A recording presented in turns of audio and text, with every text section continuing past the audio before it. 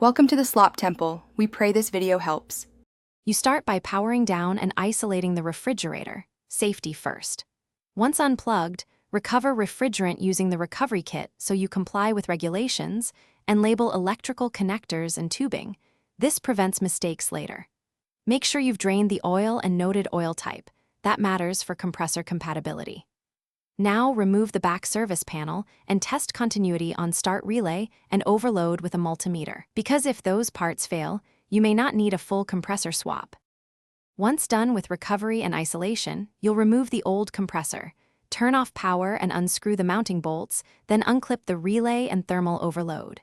Make sure to mark both suction and discharge lines. Cutting them is irreversible, so double-check your documentation. Capture remaining oil for inspection, because oil condition tells you if system contamination occurred.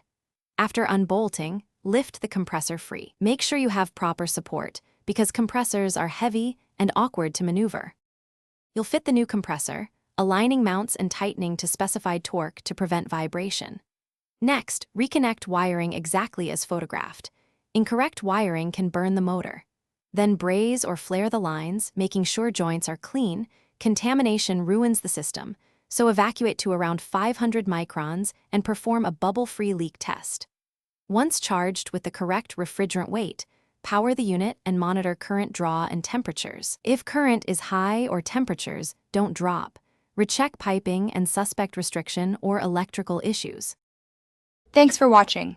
Consider subscribing if we helped you.